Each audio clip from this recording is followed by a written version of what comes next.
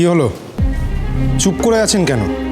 আপনি তো বলেন আপনার আমার সাথে কোনো সম্পর্ক নেই, ক্লেম করেন যে আপনি আমাকে চেনেনই না, তাহলে নিজের প্রাণের ঝুঁকি নিয়ে আমাকে বাঁচালেন কেন? Answer me. বৌদি, এ তো হুবহু বৌদি। আমি জানতাম দিদি ভাই, আমি জানতাম তুমি ঠিক ফিরবে। দেখেছো ঠাম্মি, আমি তোমায় বলেছিলাম না যে সুধার কিচ্ছু হয়নি। দেখো, সুধা আবার ফিরে এসেছে, ও একদম ঠিক আছে। সুধা, অনেক হয়েছে, এবার চলো তো আমাদের সবার সাথে বাড়ি ফিরে যাবে। চলো, দেখো না পিকলুও এসেছে, দেখেছিস? তোর মামি ফিরে এসেছে, আমি বলেছিলাম না? আপনাদের সবার ভুল হচ্ছে, উনি রুক্মিণী। কি বলতে চাইছো ঝিনুক? সবার একসাথে ভুল হচ্ছে? হ্যাঁ, অসম্ভব। সুধাকে চিনতে আমরা ভুল করতে পারি না। আপনাদের মতো আমরাও প্রথমে ওনাকে দিদি ভেবেছিলাম, কিন্তু উনি আসলে রুক্মিণী সেনগুপ্ত। ঝিনুক, শাট আপ! আর তুমি ওনার হয়ে কথা বলছো কেন?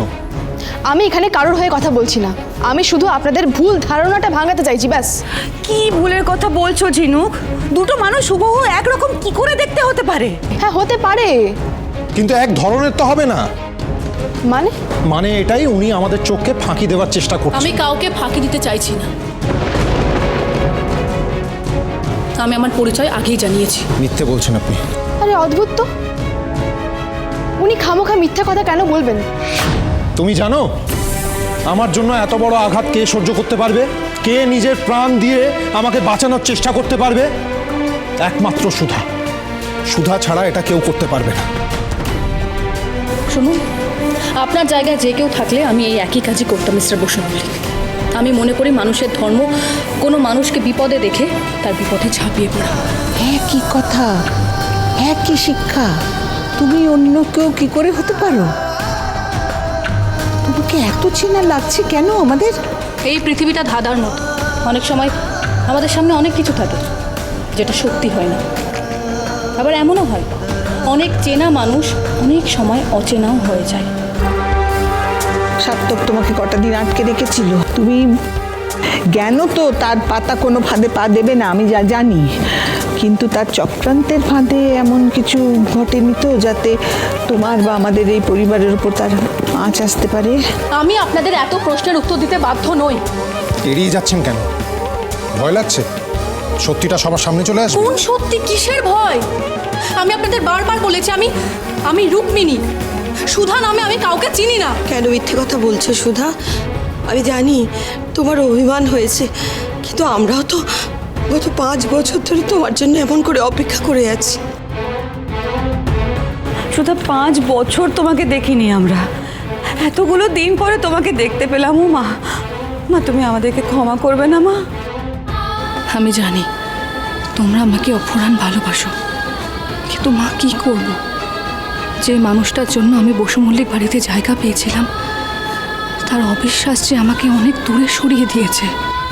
আমিও তো আমার দিদিকে হারিয়েছি, আচার্য পরিবার তার মেয়েকে হারিয়েছে। আমি তো বলছি উনি আমার দিদি নন।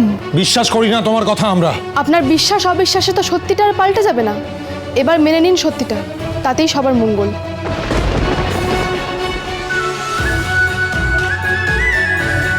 প্রীতম বাবু, আমার খুব টায়ার্ড লাগছে, চলুন। হ্যাঁ চলুন, অনেকটা সময় নষ্ট হয়ে গেছে। তরি, এসো।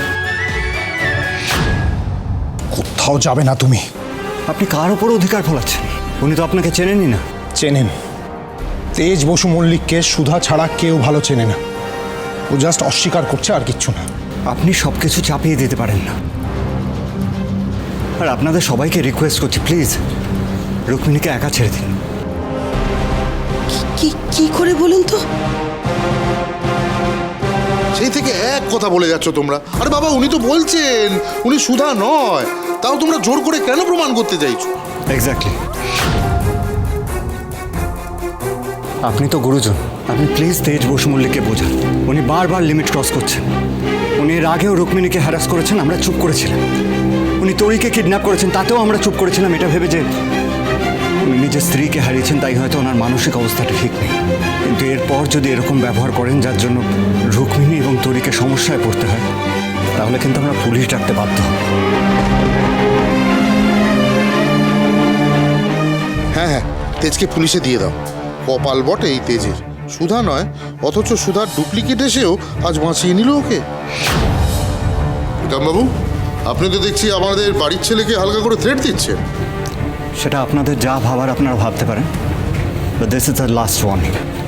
আপনি মুখ সামলে কথা বলুন, এর ফল কিন্তু ভালো হবে না। তাই আপনারাও লিমিট ক্রস করলে আর একবার যদি রুক্মিণীকে সুধা বলে আপনারা হ্যারাস করেন, তাহলে সেই ফলটাও ভালো হবে। সবাই কেন বলছে মাম্মাম সুধা নয়? বিএফএফ তো মাম্মামকে সুধা বলেই ডাকে, দিদানও ডাকে। চলুন রুক্মিণী, তরি এসো। সুধা,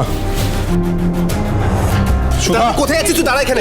সুধা, আমার কথা শোনো সুধা। মাথা ঠান্ডা কর। আরে কি? ও চলে যাচ্ছে তো।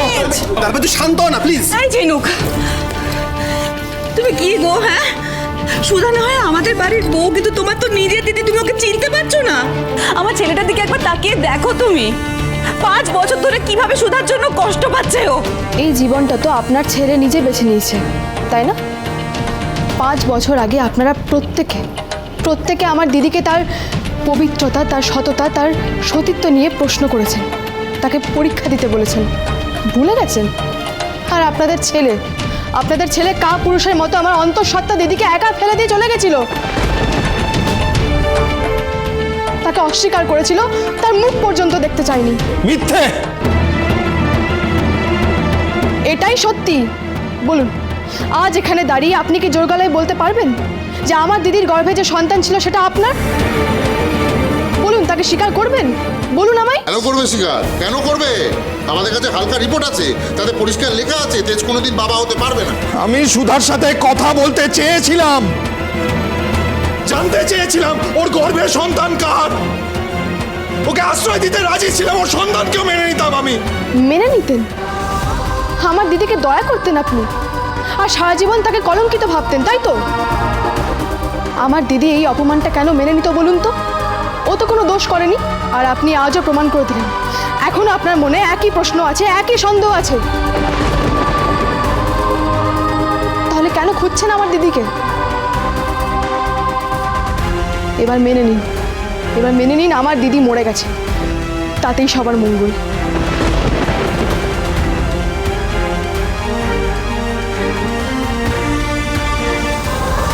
চল বিচ্ছুদা।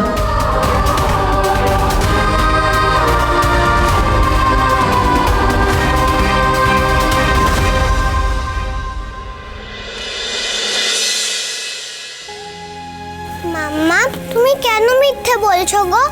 তুমি তো বলো পচা লোকেরা মিথ্যে বলে, তুমি তো পচা নও, তুমি তো আমার ভালো মাম্মাম।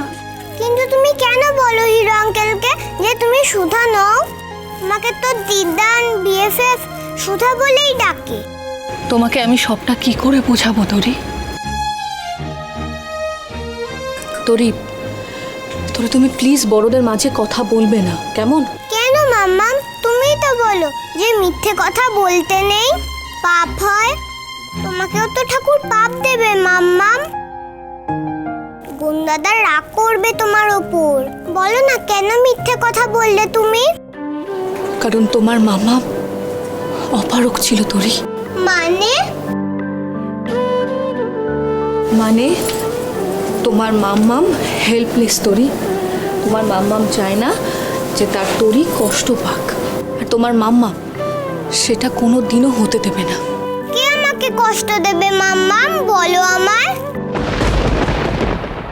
তোমার গর্ভের সন্তান আমার না, এই বাচ্চাটাকে আমি মানি না, তোমাকেও বিশ্বাস করি না। মেয়েদের সব থেকে কাছের ভালোবাসার ভরসার জায়গা হয় বাবা। তোকে কি করে বলবো তরি যে তোর বাবাই তোকে কোনোদিনও ভালোবাসা দেয়নি, কাছে টেনে নিতে চায়নি। আজও সে ভাবে তুই তার অংশ নস। মাম্মা, কি হলো? চুপ করে আছো কেন? বলো, কি কষ্ট দেবে আমার? তুমি তো বলো তোমার নাম সুধাময়ী বসু মল্লিক, আর আমার নাম তরি বসু মল্লিক।